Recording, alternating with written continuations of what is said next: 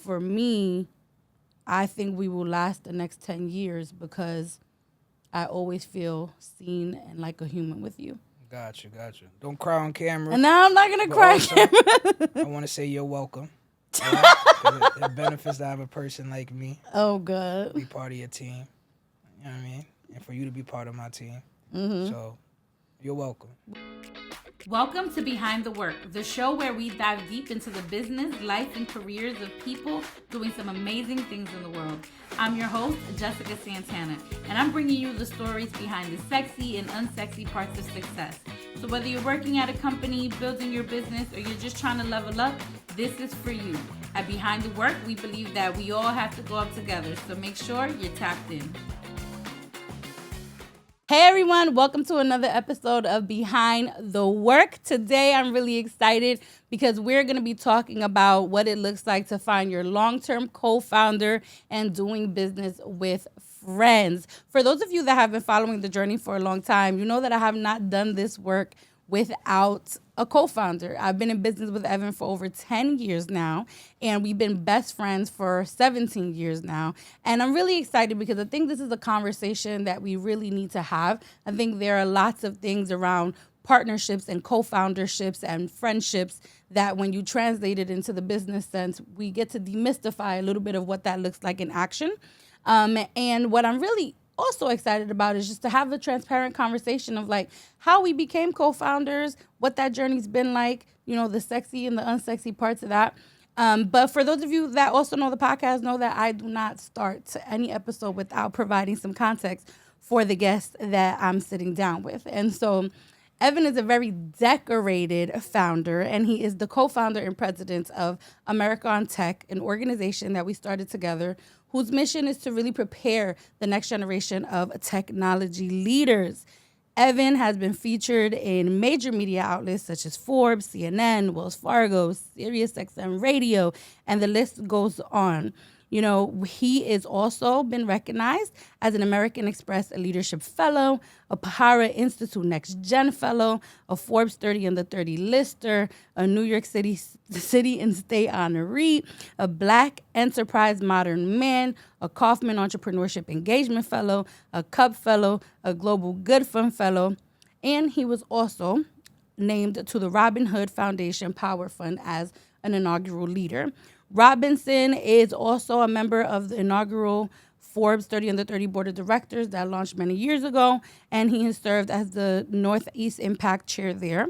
He graduated with degrees from Syracuse University in Economics and Communications and Rhetorical Studies, and also got his master's in Information Management.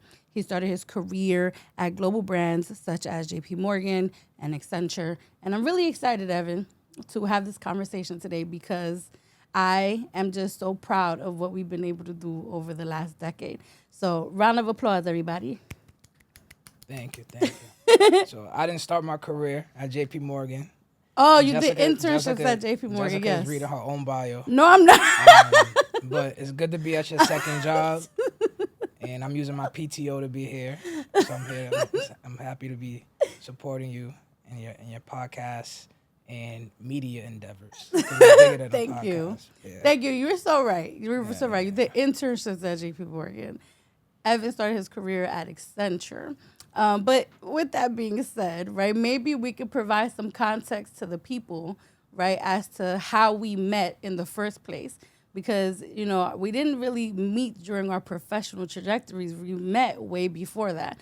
So give people some sauce and some insight into how we became connected. Well, it's two stories we always like to tell. It's the story about me being a cool kid and Jessica wanting to be my friend when we were in college. The second story is how we met. And so the story of how we met is we became friends in college at Syracuse. But what really established our friendship was in the summer of 2009, where we seen each other during a conference that was hosted by Ernst & Young in Times Square in New York City. So at the conference, we bumped into each other and was like, hey, we both knew each other from school. And, you know, you're in that room and it's full of other people from different colleges and universities. So we kind of stuck together because we were from the same university. But what really solidified the friendship was after the conference, we got on the A train at 42nd Street. And we took the train back into Brooklyn. And during that duration of about 45 minutes to an hour, that's traditionally how long that train ride takes, we were just having conversations about, life and dreams and kind of aspirations while we were on the college campus. But then Jessica and I noticed that we actually were getting off at the same train stop. And so we got off at the same train stop, and that was the aha moment of realizing that we grew up in the same neighborhood, but we didn't know each other until college. The reality was that we grew up in the same neighborhood, but I would always take one exit of the train station, and Jessica would take the other side. The other exit of the train station is 3 exits to that train station, and we never bumped into each other. I was outside a lot. I had a lot of friends. I used to hang out a lot of parties and stuff like that. I never seen Jessica, but I'm happy to say that we became friends in college, and the rest is written as it is today. It was so because I know Evin, there is some shade attached to the story because he swears that I never went outside as a high schooler. But the thing is that I did not see you either. So when we talking about like being on the block, like where were you? You know what I'm saying? Because I was outside. Yeah. I had friends. Many people that are from your buildings know me. I don't know the same thing there. But let's keep the podcast going. Okay, let's keep the podcast going. Yeah, sure. All right, cool. Yeah. All right, cool. So we met at Syracuse. This was like 08, 09. We did that conference in summer of 09. I remember that really explicitly. But I think the thing that stands out to me the most about our connection on the A train going back into Brooklyn was that there was definitely a passion for giving back. Like I remember explicitly you on the train telling me that you wanted to start one day a community center. Mm-hmm. And when you said that, it really resonated with me deeply because I always said that when I became somebody and I was in a position to create something for other people, to empower other people, that I would want to do the same thing. You know what I'm saying? So for me, it wasn't in the form of a community center. I didn't know what it was going to be as of yet. But it just so happens that I think what has bounded our friendship over such a long period of time is this passion for service and for this passion for us to create pathways for other people, to get into the same spaces and to have the same opportunities that we did, And so let's fast forward a little bit because ultimately we became friends in college and then we established a really solid friendship and best friendship throughout the years. But, I want to talk about when we decided to actually be co-founders with each other. What was that moment for you from your perspective? And what were the things that were happening around us that, from your perspective, you believe were the reasons why we started America on Tech? So I think before we even said we were going to become co-founders, it was us meeting up at Starbucks when we had first started our careers and having, again, a conversation. And in that conversation, there was a lot of different points that overlapped, again, with shared experiences. So we were talking about being on client sites and not seeing many people that look like us or people that came from similar lived experiences. Being the first in our families to navigate corporate technology. But most importantly, it was about how do we start to introduce this growing field to other people that came from the same areas that we came from. And all of this conversation was sketched out on a pile of napkins at Starbucks. And in that initial conversation, we started to talk about what do we think were the important pillars or bullets that it would take to start introducing people to the space of technology and get them excited about it. So what started off as Brooklyn on Tech, which later became America on Tech, was really rooted around us wanting to help people understand the power of entering the technology space, and all of the opportunities that will come with that. And we could talk more about that, but that's kind of the foundational story of what inspired us to pursue being co-founders together with the work that we do.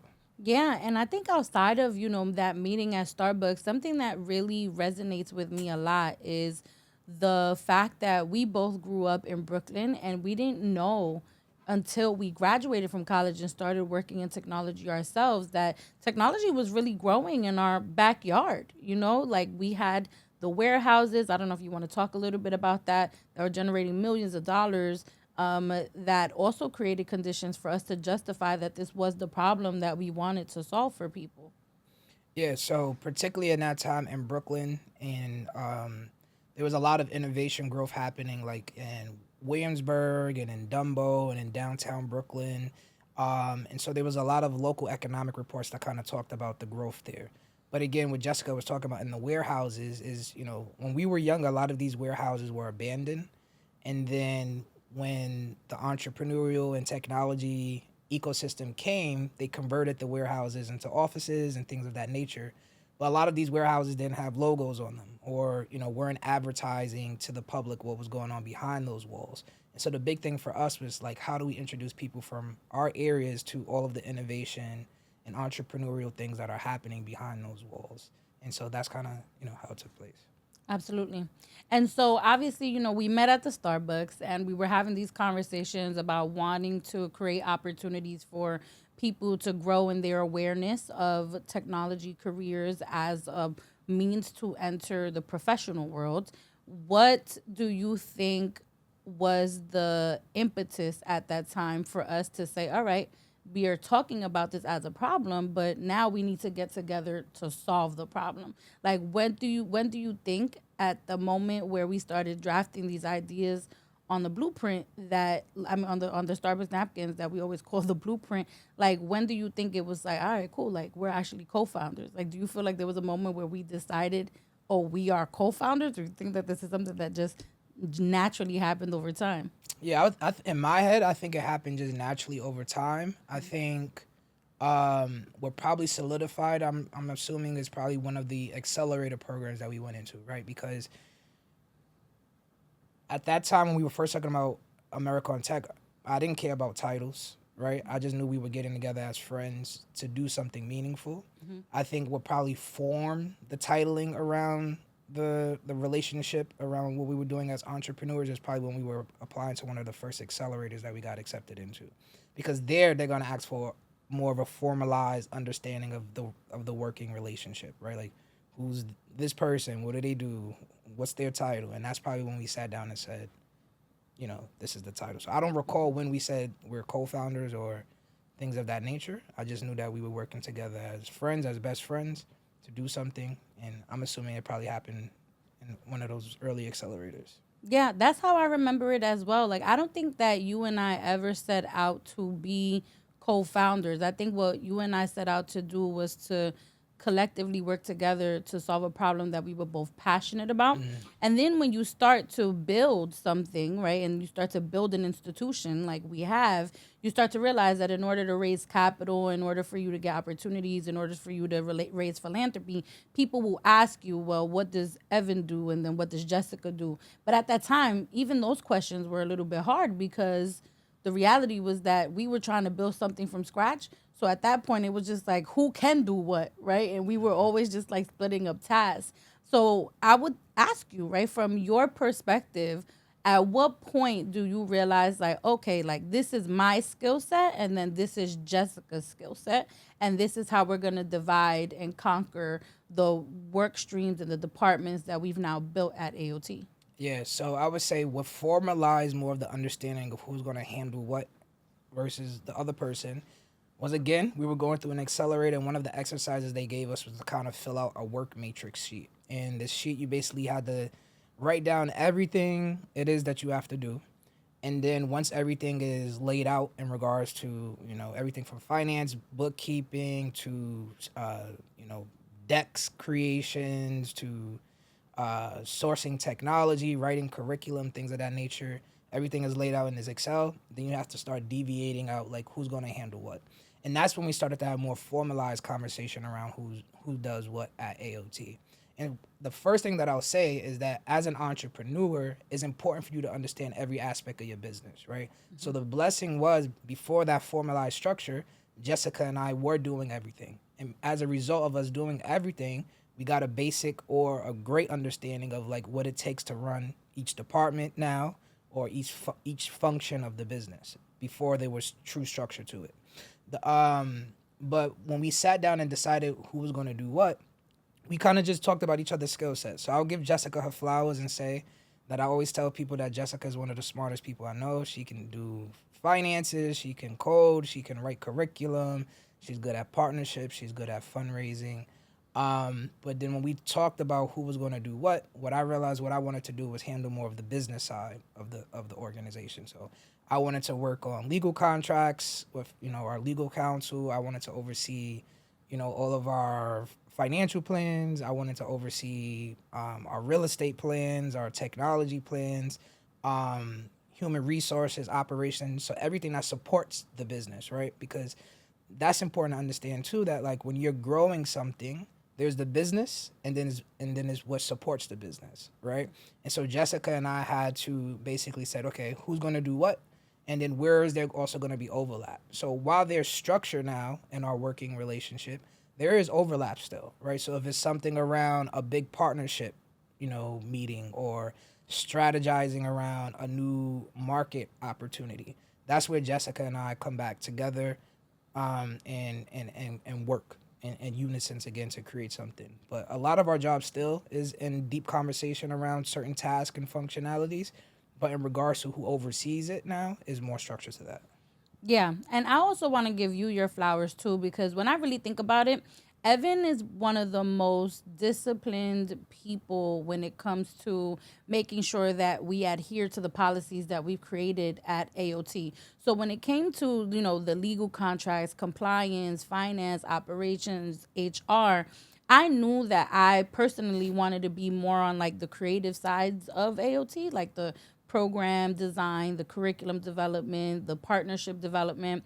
And I wanted to really lead that. And I knew that you would do a great job with the sides that you work on, because those were the things that I wasn't as passionate about. So like, while I could do it as a generalist, I wasn't as passionate about it. And I knew that you would execute it to a higher potential than I ever could. And I also think it's important that you pointed out that regardless of what our respective responsibilities are at the organization, there are still things that we collaborate on, right? Mm-hmm. So while fundraising, operations, and partnership development still falls within my vertical, you still play a tremendous role in our fundraising. You still play a tremendous role in our partnership development. And I think that is probably one of the things that I have really appreciated about our partnership, is that we're not so, I guess you can say, structured in that there's no room for collaboration. Like, oh, this is mine, and I'm going to just own this and never work with you. I think what has really created conditions for us to be together long term and continue to work together is that we actually enjoy the collaboration and the design process.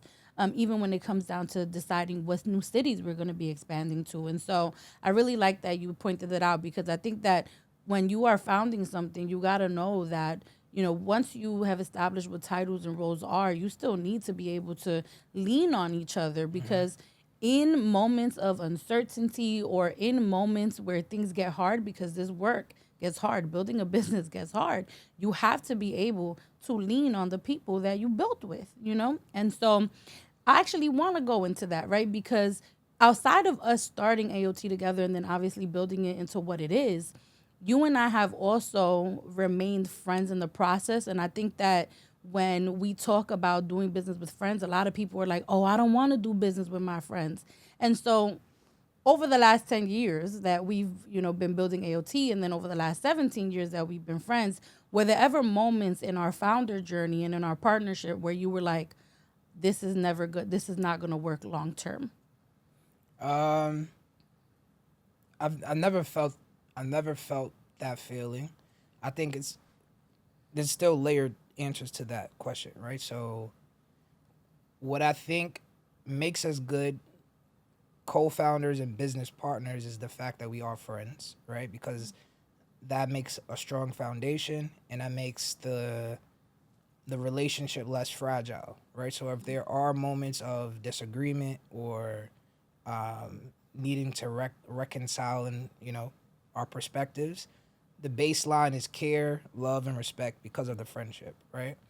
So I think that has made us better at working with each other, because if there was no friendship there and we got to moments of high tension, in most scenarios you could read in entrepreneurial magazines or documentaries, you see that's usually when the relationship breaks, right? And then that's when everything crumbles. But because the friendship is there, I think that's what has allowed us to stand the test of time, right? Like, Jessica and I now are going on our 11th year of running the organization. We, again, started it in Brooklyn, but now we have locations in New York City, locations in Miami, location in LA, location next will be in Atlanta, Georgia. All of that wouldn't be possible if it was no true friendship, care, and respect and love there. So that's how I would answer that one.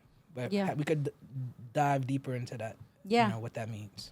Yeah, no, I mean the same. You know, I think there are moments during our partnership where I was like, wow, this is getting tense, right? Because my work style is go, go, go, go, build, build, build, build. And you are more of like a strategist. You think, you process more, right? And I think for me, as someone who's always really excited to just go do stuff, like I think your work style and my work style, sometimes it clashed in moments, right? But there was never a time where I was like, this is not gonna work. And you want to know why?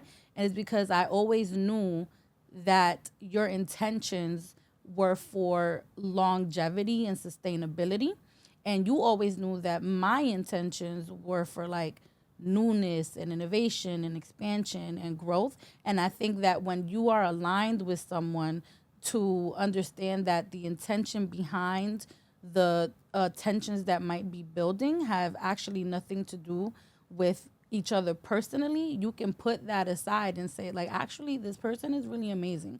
And what they're asking me to do is just take a step back or take a moment to really process, you know, what this is gonna look like in the moment. But I will say that in our partnership, I've always felt really seen. I've always felt really heard.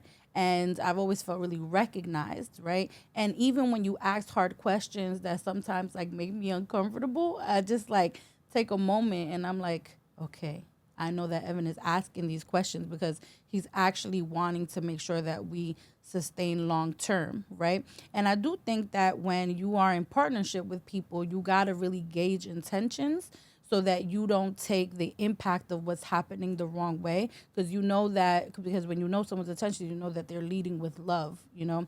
And so what would be your advice for people who are looking for long-term co-founders? Because there are a lot of solo founders that wish that they had a partner like you and I have had over the last 10 years. And so what would be your advice for folks? Yeah, so my advice would be don't force it. You gotta let things, just like in life, you have to let things organically happen. So don't force a working relationship with someone. You know, what do you say? Like, the test of time will prove if it's supposed to be there or not. The other thing I would say is, like, you have to be open to understanding the individual and their growth trajectory. What I mean by that particularly is, like, who a person is as a 21-year-old entrepreneur is going to be different than who they are as a 31-year-old entrepreneur or 41-year-old entrepreneur or a 50-year-old entrepreneur. And I use the word entrepreneur meaning like someone that's building something, right? Because people use the word entrepreneurship vaguely. So I think that's important to understand. The other thing I would say there too is, as you grow as an entrepreneur, also your skill sets and interests evolve as well, right? So, like, the good thing here about our working relationship is that there's always opportunity for us to kind of, like, you know, take on new opportunities or trade roles in regards to, like, who's overseeing this now, or do you want to see this, or do you want to do this aspect of the work as we expand to this new city, or do you want to take this on as we restructure the team and things of that nature. So there's always areas of opportunity and growth within our working relationship, which has always been a positive, because as someone that's always been entrepreneurial minded since high school, the big thing for me is to always feel like I'm being creative, to always feel like I have room to grow, and that my creative thinking and creative mindset is not being limited, right? But also, as someone that's been an entrepreneur for a long time and someone that has worked in corporate settings, I understand that in order for things to work out and for things to sustain time, you need infrastructure, you need operations, you need systems in place, right? And as a consultant, one of the big things that you're brought on to do all the time is really help people improve their operations. And as someone that's been an entrepreneur, one of the things that I always picked up on is that some entrepreneurs have the gift of like being great at like the idea side, or they have the gift of being good at the operations side. And you have to understand which of those entrepreneurs are you. If you're the creative one, you need to find someone that can help you with the operations side. And if you're the more operational minded person, you need to find someone that could help you with the creative and visionary side. And then you tag team to take over the world. Mm-hmm. Yeah, for sure. I love what you said about, who you are as a 24-year-old entrepreneur is very different than who you are as a 31-year-old entrepreneur. And I want to stop there really quickly because for context, Evan and I started AOT when we were in our mid-20s. And for the first 5 years of AOT, you and I spent a significant amount of time with each other. I think I saw you almost every single day for hours on end before we expanded to LA. I would think that was the first time that you and I spent extended time away from each other. But for the first 5 years at AOT, we spent so much time together. And I remember when I left to LA to expand our second office out there, and then we got hit with COVID. It was a really long period of time that we didn't see each other. And collaboration for us looked so different because we were so used to being in the office, doing whiteboards all the time. And then it had to evolve to how do we leverage the virtual environment in order to collaborate. And there was also a period of time when I went to LA where my needs as an entrepreneur started to change. And then your needs as an entrepreneur started to change because it was 5 years into the business. And, we were in our 30s at that point now. And I remember wanting more work-life balance. I remember you wanting more work-life balance. I remember me wanting to go out more. I remember you wanting to go out more. And then there was the moments where we were like, oh my God, like, is our partnership dying? Like, are we going to be co-founders forever, right? Like, I want to spend some time talking about that because I think that as you grow older, your needs as an entrepreneur actually change. And so what was that like for you seeing me on the other side of the country, living a very different life than what we were living together in New York City? And then how did you find the ways within you to make sure that we were always consistently holding each other accountable, even though we had so much distance? And then I'll tell you my perspective. Yeah. So I think, again, it's just listening. So what I'll say there to dive deeper into it is, as Jessica mentioned, like we were used to being able to contact each other at any time, or, if we had an issue, we would just meet up in person and problem solve in person. To now the modes of a communication being different. Someone being in LA, someone being in New York, a time difference, thing of that nature. So we had to revisit the working method and working relationship in regards to how we would get things done. Also, when you're a younger entrepreneur, as Jessica was mentioning, in your 20s, you got a lot of energy. Then when you get in your later 20s and your 30s, you get sleepy, right? And I never used to drink coffee. Now I drink coffee. I didn't start drinking coffee until my 30s. And so, you have to revisit and listen to each other, right? You have to listen to say, like, how does this person now want to work, or what is important for this person, and vice versa. The other thing I would say, like, as entrepreneurs in your 20s, you give up a lot, right? Because we were working so much. I didn't go out with all my other friends all the time, or I would miss a friend's birthday party or a family member's birthday. And so when you get older, you start to reevaluate what's important, right? Because when you're younger, you're like, I just want to grind. You still grind in your 30s and later on, but the how changes, right? And you learn how to be more structured with your time. You learn how to, lay out a different life and a different work plan for yourself, and how to be more, focused around that, right? Because that changes. And so that's kind of how it changed. And even now that we spend more time together now, in Miami, we're revisiting, what works, what doesn't work, things of that nature. Mm-hmm. And so because we were best friends before we even started America on Tech, how do you find that we make sure that we still carve out time for the friendship aspect of what we do? Because the one thing I'll say about me and Evin, y'all, is that when we get together, we have ideas that can just keep going. Like our ideas just go and go and go and go and go, like to the point where it starts feeling like we actually like don't stop thinking about business. Or and it's not just AOT, it's like just other ideas. We be having laundromats, car washes. And if there was ever another business that I would start, it would absolutely be with you. You know what I'm saying? I think that's what has made our partnership really saucy as well, is that we really believe in each other's ideas and we are idea generators together.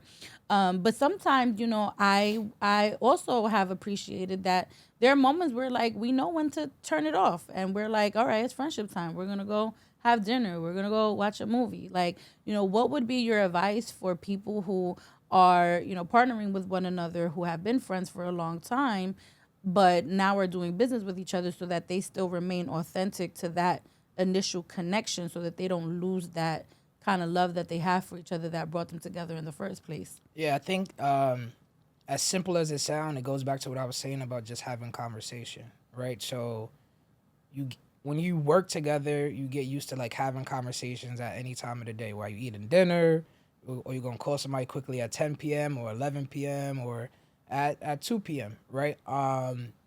But as friends, you need to have that conversation sometimes just openly, right? It doesn't actually need to be a structure around it. You could say like, hey, right now I don't feel like talking about business.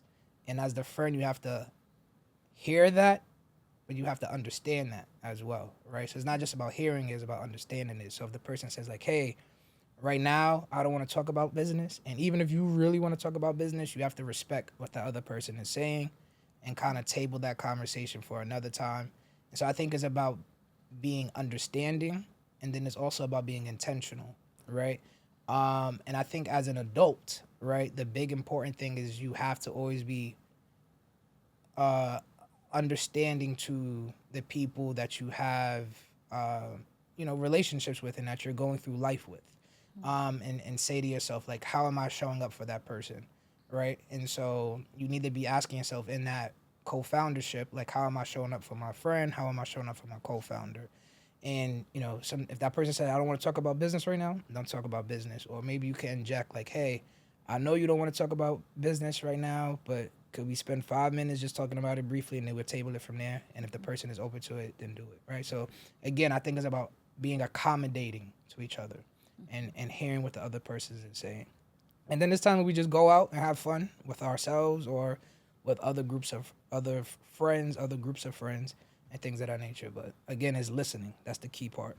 Yeah, I would agree. I think that boundary setting is really important. I remember the first time I heard you say, hey, I don't want to talk about business, I was kind of like shocked, not because I didn't want to respect you, but it was because, so much of our relationship has been work that I always just had made the assumption that it will always be like us being creative with one another.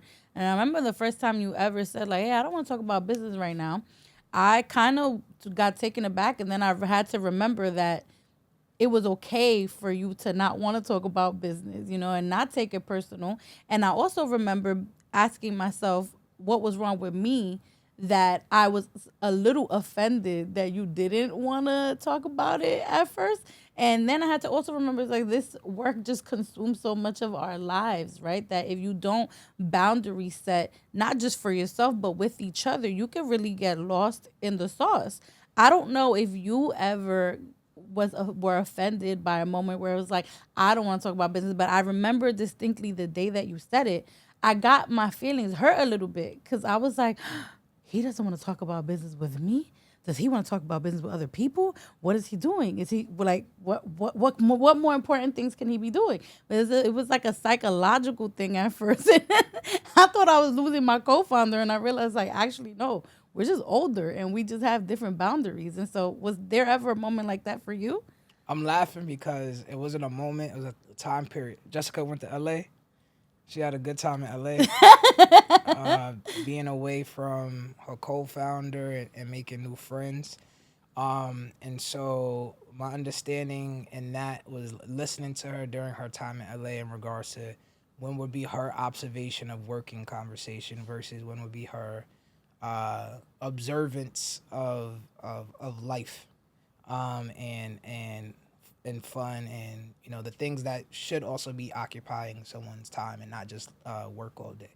So again, I think the learning period you mentioned, when your learning period came of when I wanted to discuss business and didn't want to discuss business, my learning period came with your boundaries around it. I would say probably during the time when you went to LA. Yeah. And then we learned from there. Yeah, for sure.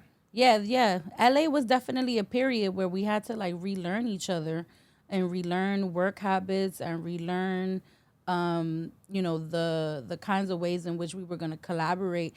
Because I also remember, obviously the time differences. I also just remember that period was really, really pivotal for us because it was marked by COVID, right? And so COVID, we were very much in survival mode, not just on a personal level, but we were also in survival mode with the business. And then when you couple that with the events of George Floyd, right, from a mental health perspective, I remember really needing to ask myself what quality of life I wanted to lead and how was I going to sustain my life long term in order to keep the vision of what we both built going. Because there was a moment, during that time in LA where I felt depleted. But I also remember during that time you being super understanding and super accommodating. And I also remember you learning new habits for yourself as well. And so I remember, there was a period where, you and I, we didn't clash, but we were like trying to figure out how we were going to continue the momentum of what we were doing going. And when you couple that with the noises that were going on around us, I think the most healthy thing that we did was continue to have transparent communication, because communication, I think, is the thing that saved us during that period. Yeah. Okay. So then the next question that I have for you is around thinking of the last 10 years, right? Were there ever moments in the partnership where you wish you would have done something differently? Moments of the partnership where I wish I'd done something differently. I think I did a good job. I think I'm doing a good job. Nothing come to mind yet. You think you did a good job? But feel free to signal, times out that you feel I could have done things differently. Then we could have conversation around that. No, I think no. There were never times where I felt like we could have done things differently or you could have done things differently. Obviously, there are moments of tension, right, where you can always communicate better with more precision, with more grace, right? I think that's something that we're continuously learning, not just as co-founders, but I think just as human beings. But there were moments where I realized that our experiences as me being a woman of color in leadership and you being a man of color in leadership, we're going to be the same, but also we're going to be different. And I remember I remember there were moments where like I was a little uncomfortable with some of the things that were happening to me, like as a woman, that was leading the org. And, and I remember coming to you and being like, Ev, like, I feel like this is happening to me, or I feel like I'm being overlooked, or I feel like I'm being overtalked. And I don't want to say that is because I'm a woman in the room, but when you are the only woman in the room and that is happening to you, you start feeling that way. And I remember, you sat with that, and there were a lot of moments where you advocated for me and you made sure that my presence was known. And so not things that I think you could have done better, but I think things that you did great at in this journey was always making me feel validated. And I think that when you are in partnership with people, you really have to make sure that they are seen and that they are heard and that you're advocating for them in rooms that they are operating in, where sometimes they can feel like a fish out of water. And so I would love for you to share a little bit about what that's been like, seeing me, after we have formalized titles as the co-founder and CEO, like what that's been like from your perspective as a man observing me. And then I'm going to share like what that's been like for me observing you. Yeah. So, I'll say two things. One, because we've done a lot of programs and because what we studied in school, from business to technology, to, just the way I grew up, like I always observe environments, right? So a lot of the books I had to learn in in college and through Accelerator, it was like around workplace management and culture and roles and stuff like that. And then the way I grew up in Brooklyn, it was a lot around like observing your environment and being aware of like who you were around. And so I'm always very observant in regards to like what's going on in a room. And so to kind of give examples of what you mean with you being a woman in a leadership role, there would be times when we would sit down for meetings and, you know, even if you were asking the question, the men or the man that's from the other side of the table, they would direct their reply to me instead of replying back to you. And so in those moments, I understood that those were critical moments. And so sometimes I would have to insert myself and say, hey, Jessica's the one that asked that question, right? And then show through direct eye contact or through body language, through positioning myself, that we're going to direct that answer to her, or let the person be aware that I'm aware that they may be playing a game in that situation, and that's not going to fly with me. And I think that's something that you have to set your own individual principles, right? And that was something I was good at, was like, all right, what am I going to have as my kind of like moral compass when it comes to business navigation, when it comes to me and Jessica being of different genders, and how people may act in business conversations, and how was I going to show up as the person that I should show up as, right?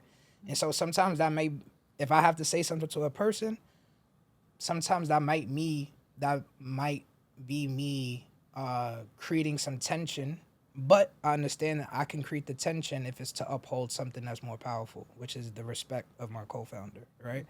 Mm-hmm. And so that's something that, you know, I'll answer it that way, right? It's like me just being observant of what's going on in situations, me also not being afraid to address anything, whether that be in a tactful way or more upfront way, and then understanding that I'm doing it to make sure that respect is established and upheld in certain environments. Yeah.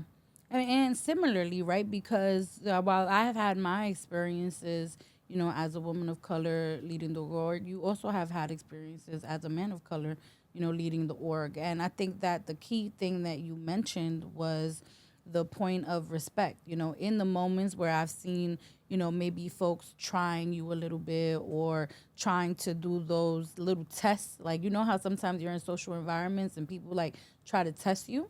Like, I've always stood on the ground that I'm like not going to let people actively disrespect you in front of me. Or sometimes people, you know, will try and play like a dialogue game with you to see if you'll say something negative about somebody, right? And I remember being like, no, like, you're not going to play that game with me. You know what I'm saying? Our relationship has been super solid, right? Because I think that when people have seen what we've built, they try to figure out how to poke holes in it. And they'll try to do that by diminishing the other person's character. And sometimes these people don't even know who you are, right? And I'm just like, actually not. Like, this man has been super solid over the last 10 years, and I'm not going to let you actively disrespect what we've built, right? And so I think that one of the things that really establishes a good partnership and a good co-foundership with somebody is the basis of respect, and also the basis of championing them in the highest light possible when they're not in the rooms to advocate for themselves, or when they are in the rooms and you are actively observing, you know, people trying them, right? And I've always felt really protective of you in that way, not just from, you know, the business sense, but I think the reason why my protection for you has always been that way is because you are also my friend, right? So I can speak to who you are beyond what you produce at our organization. And I think that's really phenomenal. I think the other thing is, I think when you talk about this, there's this concept of like an ego that comes up, right? Because there were moments, you know, in our journey where there are obviously certain press opportunities or accolades that only one person can really get, and only one person can be a representative. And I think that for the first maybe few years, there were a lot of joint opportunities. And then as time passed, and then I took on the role of CEO, I became a little bit more of like the front-facing person. And then there were opportunities where, you know, we could still collaborate, but I became a little bit more of the front-facing person for the org in some moments, because sometimes it was an opportunity just for women, or sometimes it was an opportunity just for Latinas, or sometimes it was just an opportunity for someone that was in LA, right? And so I think that I want to ask you, like, how do you feel like we've navigated sharing opportunities for visibility and not letting our egos get in the way? Yeah. So I think it's two principles. I'll talk about two principal thoughts that I have in my head, and then kind of like how we tackle it. So like one, I always know like everybody got to shine, right? And there's enough kind of like there's enough opportunity for everyone to have, right? So that's kind of like my foundational thinking. In regards to how we approach it, again, like you said, there were a lot of joint opportunities. Then, as individual things started to come down, we would just have conversation. Like say for example, someone reached out to me for something. I would say to you like, hey, do you also want to be highlighted in this? You would say yay or nay. I would also sometimes just inquire, say, hey, thank you for reaching out to highlight me on this platform. Would you be also open to including my co-founder, Jessica?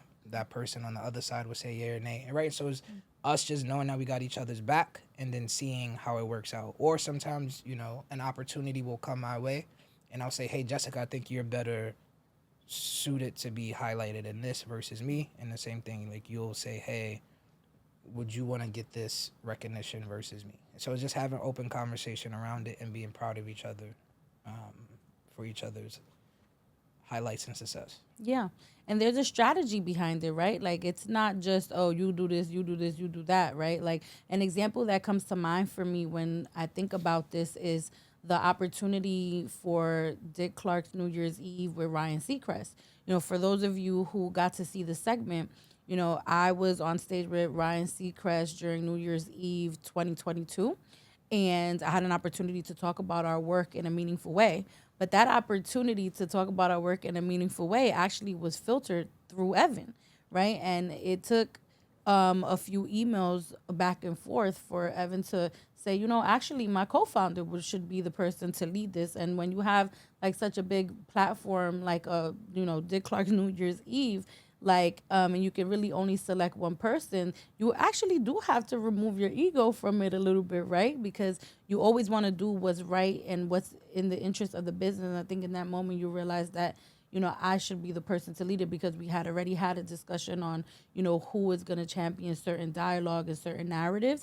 And then similarly, there is, the example of you going into like the Global Good Fund Fellowship, right? And there are a lot of other fellowships that you've pursued that I haven't pursued, because you have had an interest in those organizations and the kind of things that they are offering. And ultimately, what people got to know is that regardless of who took the opportunity, all the resources still come back to America on Tech, right? And I think that when you have a shared vision and you know that the end outcome is not being on Ryan Seacrest or going into a fellowship, that you know that the end outcome is actually bettering the business of what you're trying to build, then I think you make better and more strategic decisions about how you share in the press and the recognition of the work.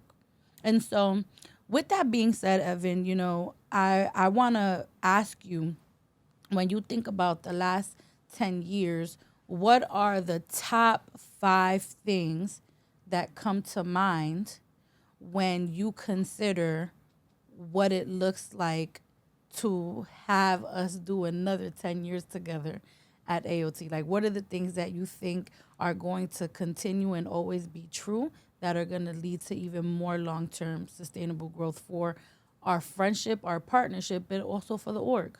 Yep. And this is off the whim because I didn't think about 5 before this interview. But I would say, again, it's the care and respect. So that's got to be the baseline. So, and again, in no ranking order. So care and respect. Then I would say 2 is conversation. And you can add vulnerability in there, right? Because in a relationship, you have to be vulnerable. And vulnerability allows you to hear things from another perspective. I think 3 would probably be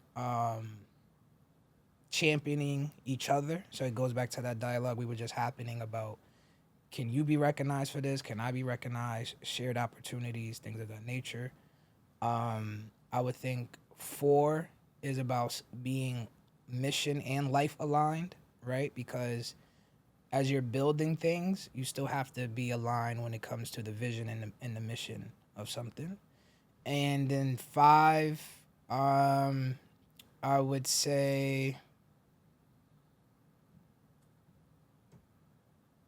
and I might have said this already, but it's just growth, right? Because everything changes with time, right? Like trees grow, you change, the weather changes. And so just learning each other through the growth of us individually and us collectively. Mm-hmm.